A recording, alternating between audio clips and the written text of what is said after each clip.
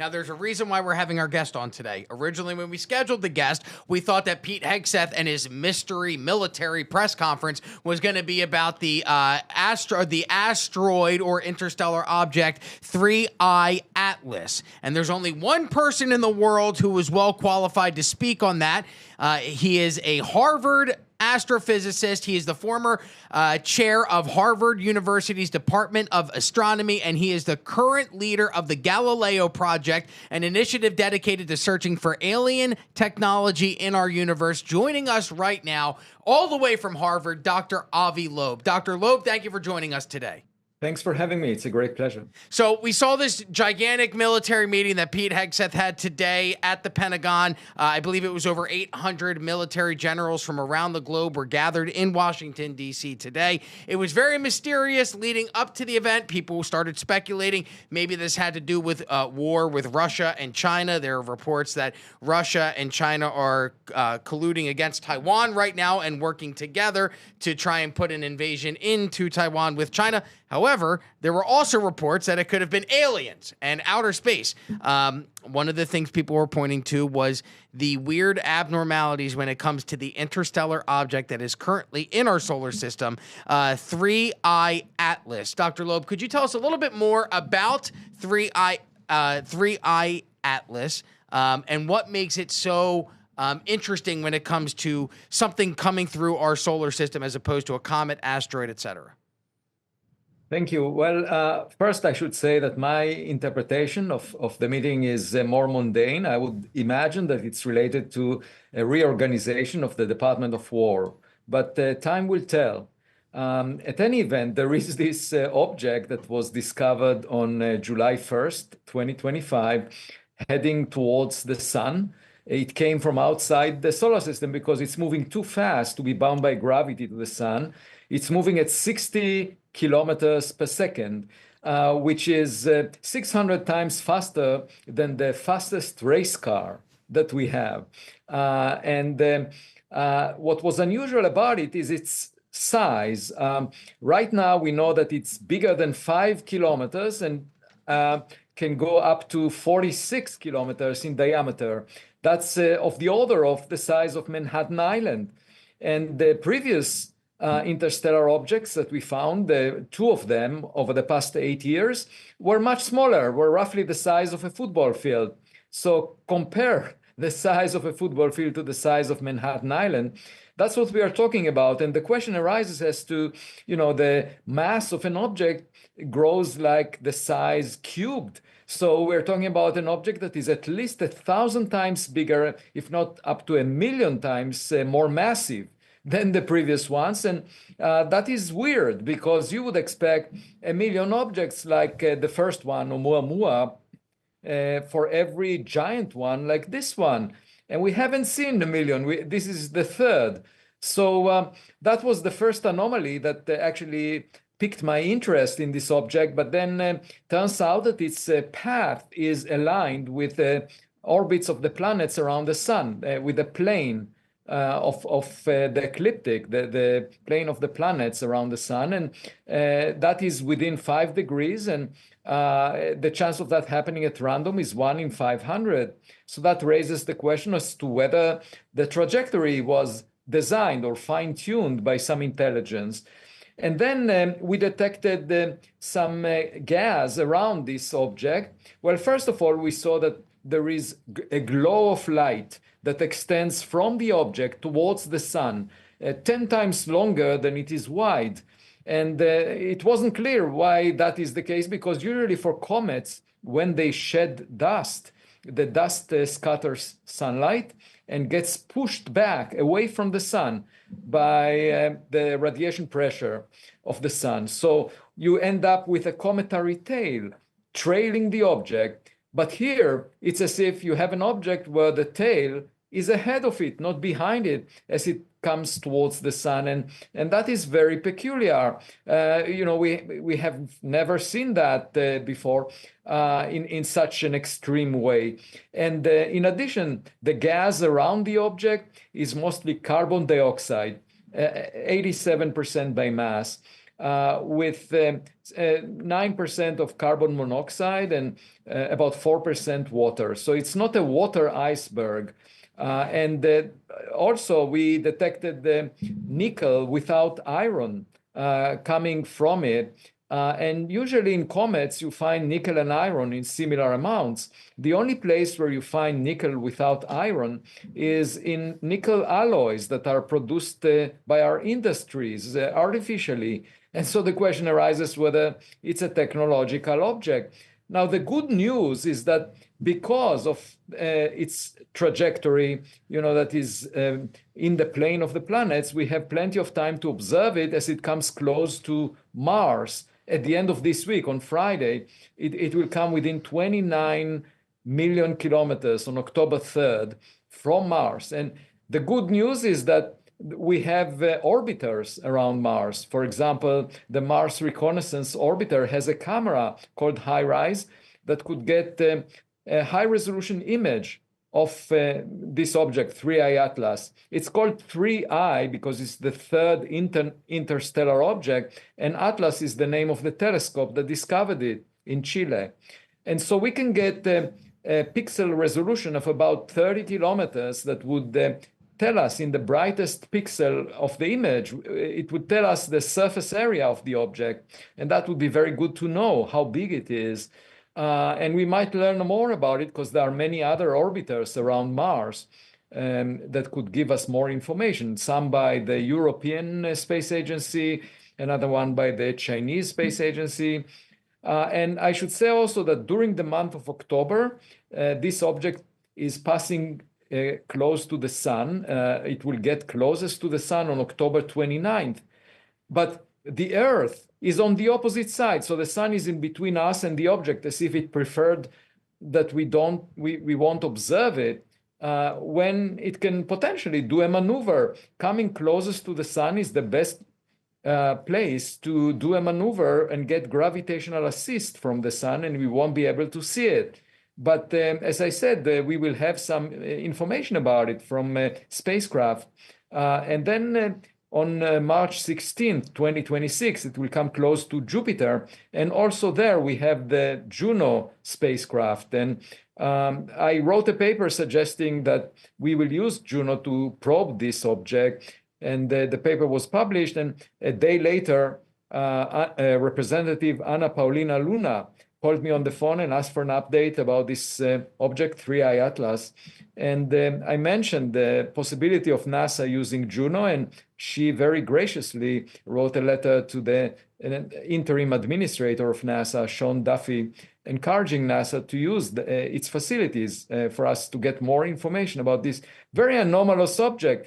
And there are two possibilities, either it's natural, just a rock, perhaps an icy rock, that happens to have an unusual composition, an unusual size, and have some rare path that comes close to the planets by chance. That could be the case, but it's a very low probability event in that case. And it's just surprising that we see it as the third object.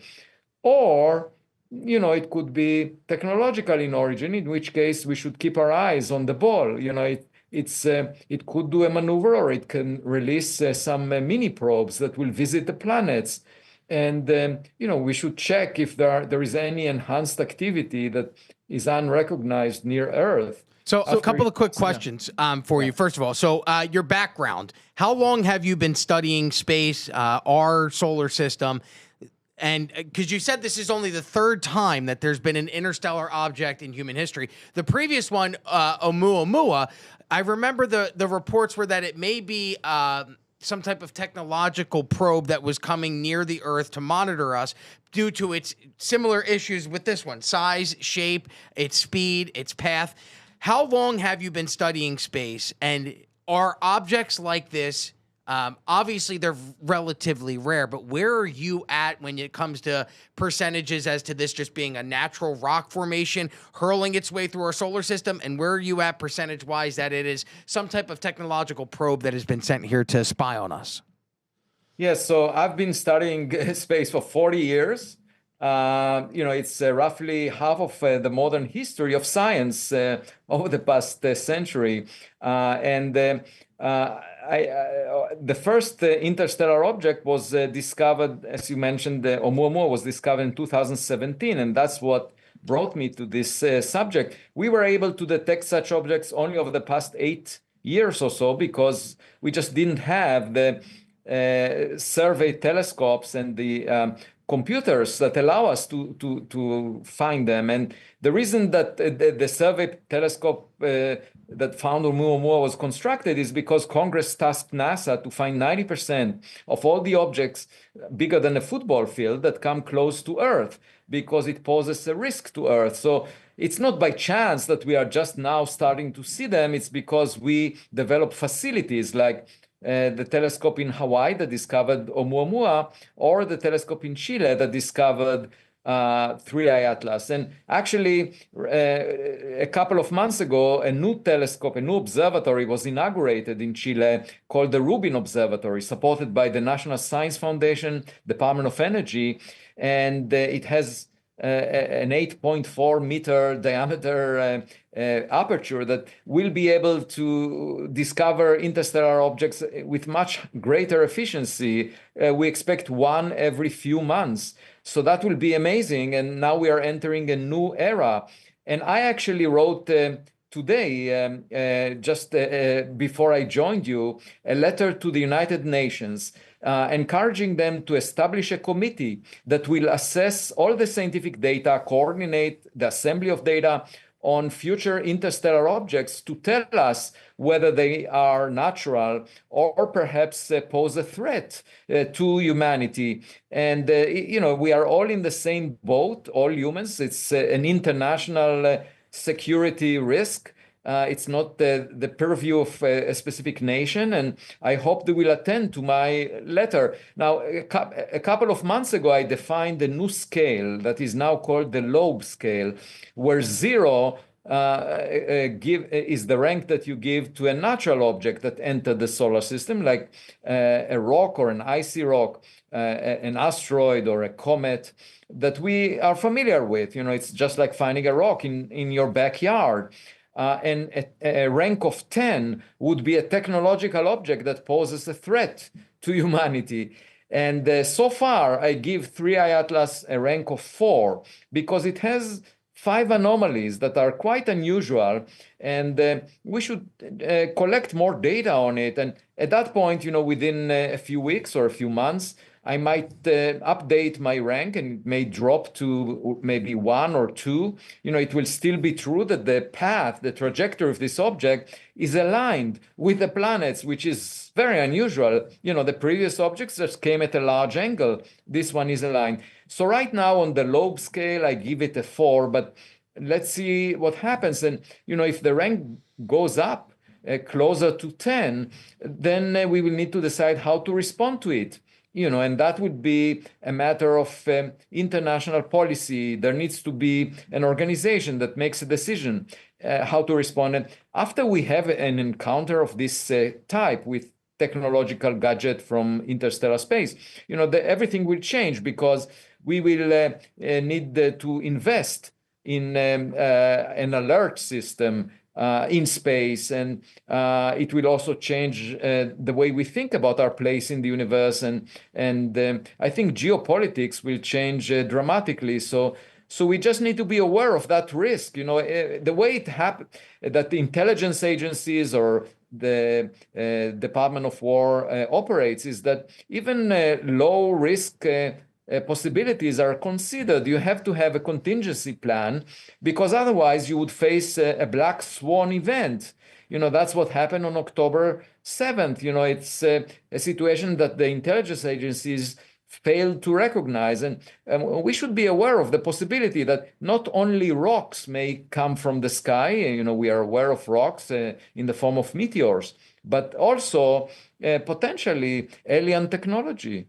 So, quick question. So it's not that in human history we've only had 3 interstellar objects come into our solar system. No. It's only been It's Yeah. only the human observation history. It's the Yes. only third time we've been Yes. able to observe it. So, Yes. question for you. If it does turn out to be some type of alien object that is coming into our solar system, and like you mentioned, could deploy mini drones, we wouldn't have that type of intel on the object itself until at least March of next year. We might have a little bit more when it passes by Mars with the Mars reconnaissance in October. But realistically, you're talking about not having any more answers for 6 months from now. My question is, if it turns out that this is something that is alien form, it's an alien technology, it's an alien spacecraft that's housing smaller probes that are going to be deployed to our planet, what do you think the government's response would be to that? Do you think the government's going to be transparent with the people, which would ensue panic? Or do you think the government would try and cover this up? And that being said,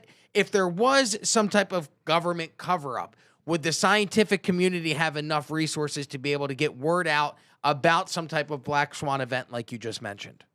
Well, the good news is that the government cannot cover up, something like that. And the reason is simple, because up to till now, there were 227 observatories around the world that were able to observe it. There were more than 4,000 observations of this object, and there are space telescopes. The government cannot cover our eyes. They cannot cover the telescopes that we keep using to observe this object. So there is no way for them to cover it up. At the beginning, there was also the claim, oh, maybe this is a conspiracy that Avi Loeb suggested just to deflect attention from the Epstein files. There were people saying that. And I told them, look, you can buy online a telescope 0.5 meter in diameter that will allow you to see this object. It's in the sky. It's not something that I can invent. Initially it was 4 times farther than the sun is from Earth. If I were able to plant an object at that distance, that big, the size of Manhattan Island, I would be more powerful than the Pope. And so my point is, in things that appear in the sky, the government has no way of bluffing, because everyone can see it. You can buy a telescope and you can watch it. Not right now, because now it's going behind the sun, but in the future or in the past, a lot of people looked at it.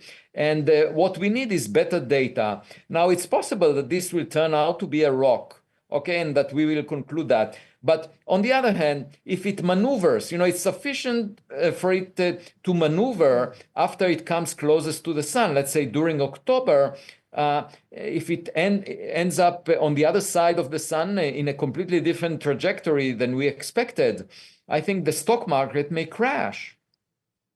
Wow. Okay. So there's global implications for this if it actually does follow the trajectory that you're hypothesizing it may go, correct? Well, if it doesn't follow, in other words, so far it followed the trajectory that is shaped by gravity alone. And I actually wrote a paper about it last week. But if it switches, analyzing all the data and to a very extreme precision, it just follows a trajectory that you can forecast, that follows gravity. But that means that if it deviates from that, that would be extremely unusual, because we don't expect that based on the past. So if in the future it does some maneuver, it's clearly not natural if we can detect a very significant maneuver. Got it. If you're just joining us on Zoom, we have Dr. Avi Loeb, Harvard astrophysicist, the former chair. Are you still the chair or the former chair of Harvard University? Former chair, but I'm currently a director of the Institute for Theory and Computation at Harvard. I've been in many leadership positions over the years. And you currently lead the Galileo Project, an initiative dedicated to searching for signs of alien technology throughout the solar system. Connor, I know you had a question for Dr. Loeb. So I wanted to circle back and touch on something you mentioned a few moments ago about Congresswoman Anna Paulina Luna and how she reached out to you, helped you get in touch with people from NASA for monitoring 3I Atlas. And we've discussed on the show before about how Representative Luna is one of the leading voices calling for UAP disclosures and other investigations like that. With 3I Atlas in particular, or these interstellar objects that you've observed so far, has there been an increase in government interest? Have you had other members of Congress or members of other government branches reaching out to you and the scientific community more broadly to look into these things, or is this really the first time we've gotten congressional attention on something like this? Well, my dialogue started on May 1st this year when I visited Congress and gave a briefing, and Representative Luna was there. And then as a result of that, we are in contact. And my day job, in addition to leading the study of interstellar objects like 3I Atlas, is also heading the Galileo project. We have 3 observatories that we assembled that are looking at the sky for objects near Earth that could be of extraterrestrial origin, because there are all these reports about unidentified anomalous phenomena that come from government. And we want to figure out if there is anything outside the performance envelopes of human-made technologies. And frankly, I find any human-made object in the sky as boring, and that is the preview of the Department of War. They are really focused on adversarial nations and what kind of technologies they're employing. But for me, I want to see if there is anything else. And so in the coming year, we hope to get data on a few million objects in the sky and see if there's anything unusual. But in addition to that, there are interstellar objects that will be discovered in the coming decade, perhaps dozens of them. And we should just keep our eyes open, because every now and then among the rocks that arrive to our backyard, there might be a tennis ball that was thrown by a neighbor. And, I just don't want us to be blind to that. It's possible that in the past there were many more such objects visiting, but we were not aware of that, just the way that the dinosaurs did not anticipate the asteroid that killed them. And so I think as of now, of course, we are worried about rocks colliding with Earth, but this is a completely new dimension. When you have a technological object, you can't just forecast what it will do just based on its trajectory. It might involve technologies that are beyond us. And there is a question of whether we could communicate with such a thing, because just imagine ants sitting in a crack in the pavement and watching a biker passing by. There is no way the ants can exchange a dialogue with a biker, because the biker doesn't care about them. And so, it's possible that whoever visits us is not really focused on us. We tend to think that it is, but it may not be the case. And we just don't know how much traffic of technological objects there is in the solar system. So it's a new frontier. And you have to understand that most of my colleagues in academia, universities, most astronomers just not only ignore that possibility, but are very hostile to even discussing it. So when I discuss it, some of them write blog posts or make YouTube videos that attack me personally just for discussing the possibility, which makes no sense whatsoever, because, we sent probes to interstellar space, Voyager 1, Voyager 2, Pioneer 10, Pioneer 11, New Horizons. And, we just had the modern technology for about a century. And other civilizations may have had a head start, of 1 billion years relative to us, because most stars formed billions of years before the sun. The sun came only in the last 1/3 of cosmic history. So for us to pretend that the only objects in the sky must be rocks, without entertaining the possibility that they could be something else, it's not very intelligent. And I'm trying to explain that to my colleagues, but they're very stubborn. There is no funding to study specifically the technological signatures of objects near Earth that come from outside the solar system. And I'm trying to change this narrative. Dr. Loeb, what about other theories of other spacecrafts that have been in our solar system or even orbiting our planet that are spying on us? For instance, have you ever heard of the Black Knight satellite theory, that there is a Black Knight satellite that is currently circling Earth and has been around Earth since the 1950s was the first reported sightings of it? Have you ever heard of the Black Knight satellite? Do you give any credit to the Black Knight satellite theory? Yeah, I heard about it, but I would expect the intelligence agencies in the US and in other countries to be aware of that if it exists, because they are monitoring satellites all the time. Because satellites are extremely important for espionage. So if they were identifying a population of satellites for which no country is responsible, they would immediately flag it.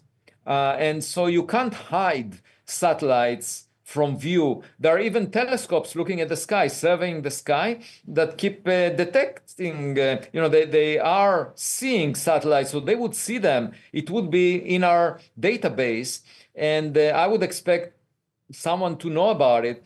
If the intelligence agencies don't see objects circling the Earth that they don't identify, then I would assume that these things don't exist. There was a claim that they existed back in the 50s, but that was that claim was based on data from photographic plates, where there were points of light that showed up under some circumstances. I'm worried about that data because it may have been artifacts of the photographic plates, that we cannot test in retrospect. What I would like to know is whether the intelligence agencies have any objects orbiting Earth that they cannot figure out. I mean, and until I see such evidence, I would doubt that it exists, because that would raise the alarm bells in many intelligence agencies if they see a population of satellites that they never heard about. This is Dr. Avi Loeb from Harvard. He's an Harvard astrophysicist, head of the Galileo Project, an initiative dedicated to searching for signs of alien technology throughout our solar system. Humberto, I know you had a question for Dr. Loeb. Go ahead. Dr. Loeb, so we don't know for certain if the universe is infinite, but we can observe 46 billion years on each direction. All right. What's the deal with your colleagues that they don't allow themselves to think there is something out there? Like if you thought about, like how infinite is, if you put enough monkeys with typewriters, one of them is going to write Shakespeare. And this really worries me. I think I brought this up like in February, like to think, because I love asteroids and I love space in general. My question is, okay, the trajectory that you pointed out, like I saw it online, and we're talking about a massive object. This object is, I think it's 33 tons. And 33 billion tons with a nucleus of over 3 miles wide. So yeah, that's the minimum, by the way, that at least that massive, yes. And then you were talking about the compounds that are coming, away from the thing, and they're very common combustion, chemicals. You have carbon dioxide, carbon monoxide, and nickel. What pushed you? It's a two-thing question. What pushed you over the edge of thinking that it could be something else? Could it be actually explained just by speed and size? And my second question, yeah. And my second question is about like, how come you observe this and write a letter to the UN? Like, out of all organizations, this planet is probably the most useless one. Like, if the faith of humanity is, I had to put in someone's hand. Like, they failed in Bosnia, they failed with Africa, they failed with Ukraine, they failed everywhere. Yeah, I completely agree with you, but the thing is, if there was another organization that represents international affairs globally, I would do it. I would approach that one. So maybe we should shy away from the UN and just establish a completely new organization. That may be the case. I just try to approach whoever is around, that is dealing with all nations on Earth. But you're completely right on that, and I agree with you.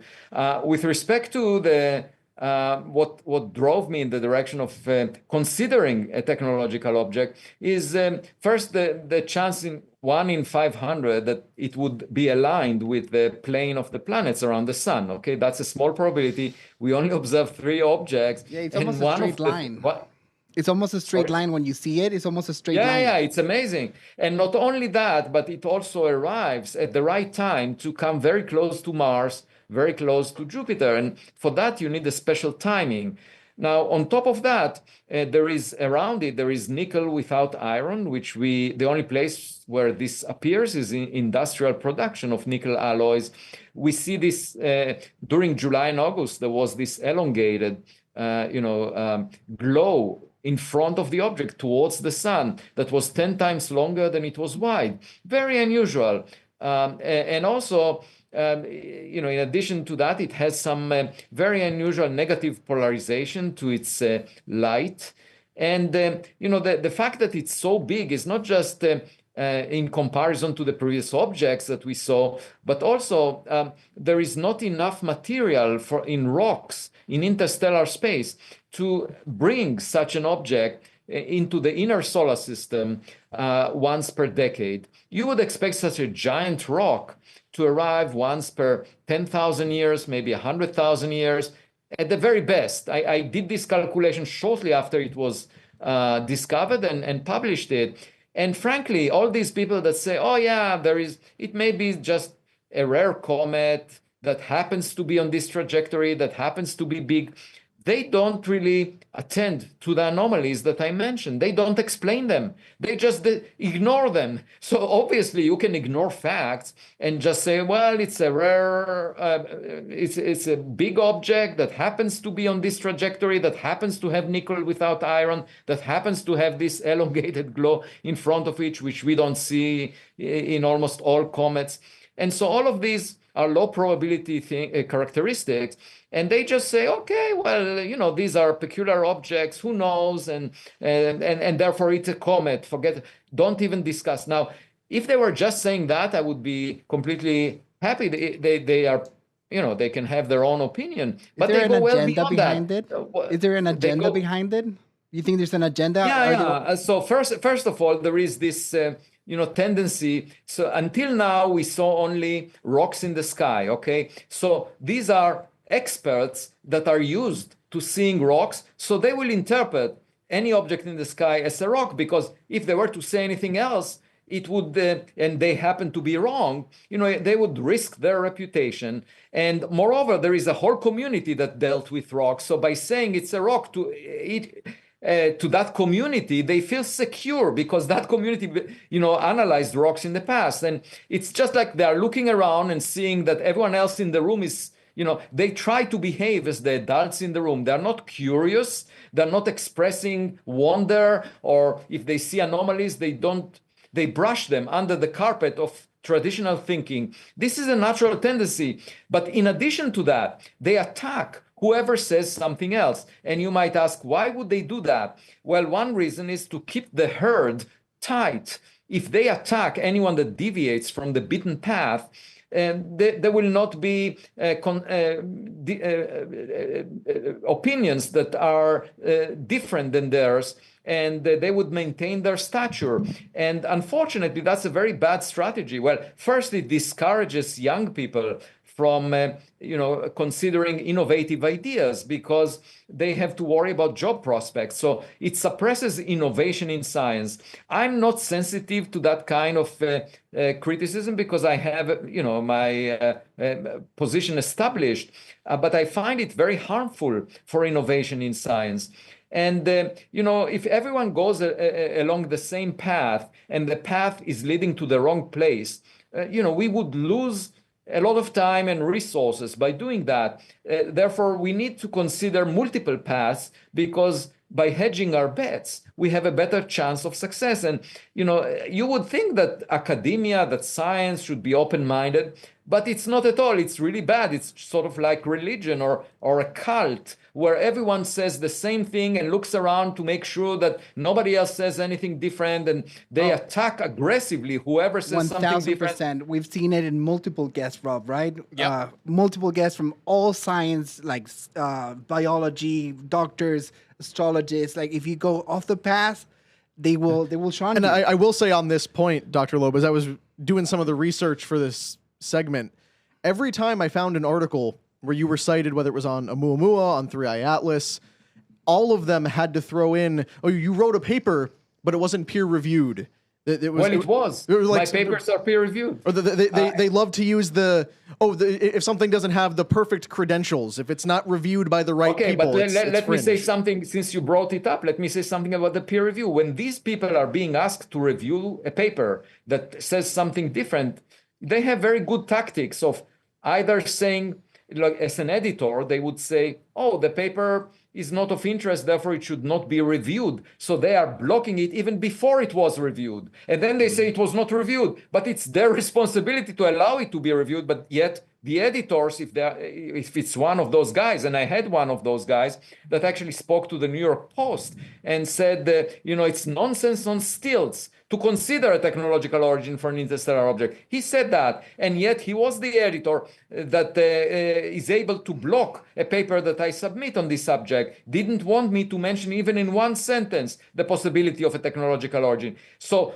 for them to say, oh, it was not peer-reviewed, while they are responsible for blocking it from being peer-reviewed, is really dishonest. And the other thing that they are doing, if they are asked to referee a paper, is putting a lot of obstacles for the publication. They say, oh, you need to change even in the context of the Loeb scale. When I wrote a paper, it was peer-reviewed. The referee was asking to change the name because they don't want it.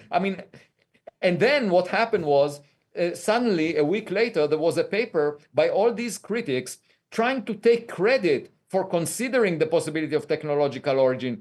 So I think the objective is for them to basically clean out the literature, avoid any mention of these dissenting views. But then when the evidence will come forward, they would say, we were considering that actually. So it's not as if they're completely honest and fair. They're playing a very dishonest game where they are blocking the publication. Nevertheless, I get my papers refereed and peer-reviewed and published, but I can tell you a lot of stories about unfair treatment, including, when I wrote a recent paper trying to explain this elongated glow in front of 3I Atlas. It was the only paper that came out to explain it.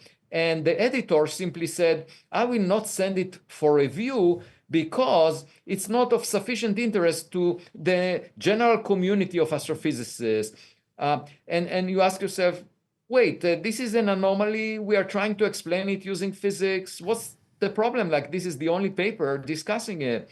So when they tell you it was not peer-reviewed, partly it's because of their actions, but I get it through anyway.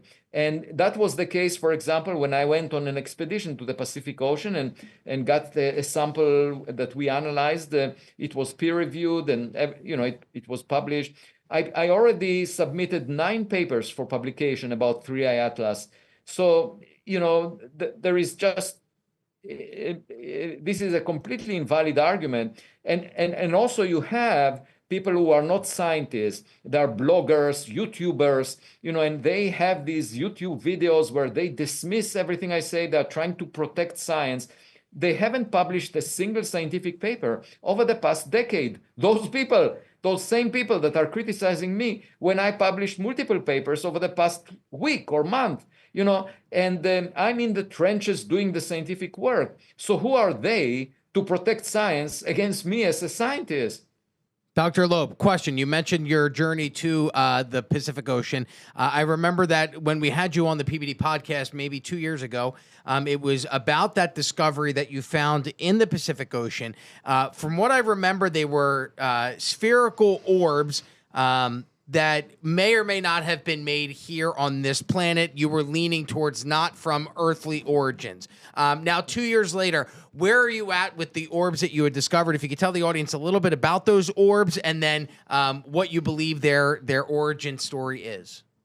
Right. So there was actually an object discovered from outside the solar system in 2014. That was before the others that we discussed.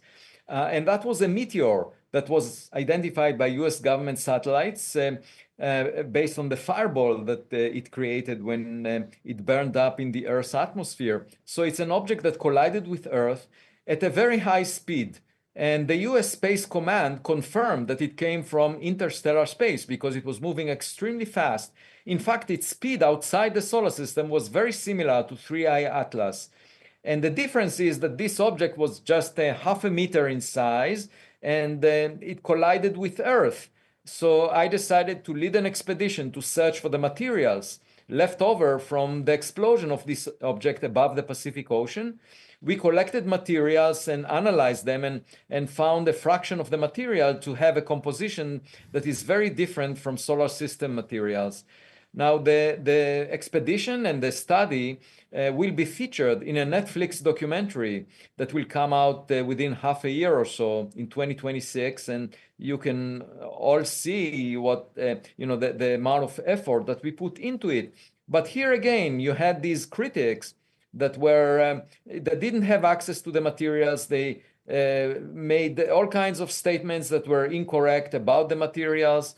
So, it's a struggle because not only that they're not doing any constructive work, but they're also attacking. And then they claim that it's not peer-reviewed, but that's not true. We got it published. We had a few papers already peer-reviewed and published. And so most recently, we analyzed that all these suggestions that other people made, that the materials were from this Earth, are incorrect. And so hopefully you'll be able to see the details in the Netflix documentary. What about the thing that got shot out the other day that didn't get destroyed at all by the Hellfire missiles? Yeah, I was going to bring that up. We were talking about things that fall within the purview of the Department of War. This was a thing that was on our radar, but then so many other insane things have happened in the news cycle these last 3 weeks that we didn't even get the chance to talk about it. There was apparently a UAP disclosure that there was an object in the sky, was shot at with a Hellfire missile, and the missile seemed to have no effect on it. I don't know if that's something that's come across your desk, Dr. Loeb, but if you have a comment on that. So this is a video that was shown in Congress in the last hearing. And the thing about it is, we know the size and the speed of the Hellfire missile. I just checked it online, and in Wikipedia you can find the speed and the size. And when the two objects came in contact, you can compare their sizes in the video. And just before they came in contact, you can see how fast is the Hellfire missile moving relative to the object. So based on what is known about the Hellfire missiles, I could infer the size of the object that it was in contact with and the speed of that object. Turns out that both the size and the speed are comparable to the type of drones that were used by the Houthis on the date that this event was recorded. So I checked the news back then and found that, yes, the Houthis were shooting drones of that size and that speed at southern Israel around that time. And so given that it was detected near Yemen, I would guess this object is not extraterrestrial. It's actually very much terrestrial. It probably was launched by the Houthis. It was detected near the Houthis, and we know that they had a conflict also with, Americans at the time. I would, and also keep in mind that Hellfire is a weapon that is anti-tank. It's supposed to explode when it hits armor, and if it were to hit the tail of a drone or whatever was launched by the Houthis, it didn't detonate, and perhaps the reason is that it wasn't a very strong impact. And so I would tend to actually interpret this video as interaction of human-made technologies rather than anything exceptional, because there is no evidence for unusual flight characteristics of this object. However, in the same hearing in Congress, there were eyewitness testimonies of very unusual objects that deserve much more attention, that behaved in ways that human-made technologies cannot. So I would encourage us to focus on those. And if the government has information or materials, some of which may have been delivered to corporations, and I would like to know more about it.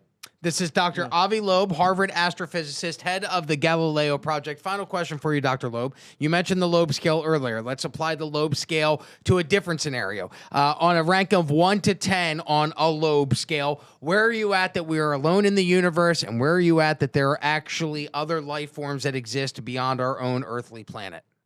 Oh, I'm close to 10. I'm pretty sure that something like us existed for two reasons. First of all, there was much more time available than the time that elapsed on Earth. The Earth formed in the last 1/3 of cosmic history. There are 100 billion suns in the Milky Way galaxy alone, and so the statistics is such that if you have 100 million houses on your street, and to claim that you are unique and special and there is no resident in these houses other than you is a little bit arrogant, I would say. My colleagues keep arguing that it's much more likely to find microbes in these houses. The problem is, from the vantage point of your house, if you look through the window, it's really difficult to tell if other houses on your street have microbes. But it's much easier to tell if they have a resident, because the resident might show up in your front door or might throw a tennis ball that you will recover in your backyard, or you would see some construction project in their backyard. And these are signatures that we might look for if we only allocated the funds. Right now, the astronomy community is planning to allocate more than $10 billion to search for microbes in the coming decades. And I say we should hedge our bets. Let's allocate billions of dollars also to the search of intelligence. It might be easier to detect. But the other reason I believe that we are not alone is because I think we are not that exceptional. Just read the news every day. I get depressed. There is definitely a lot of room for improvement. We are not the most intelligent beings that you can imagine. And if you have, 100 billion trials, that it's very likely that something better than us existed out there billions of years ago.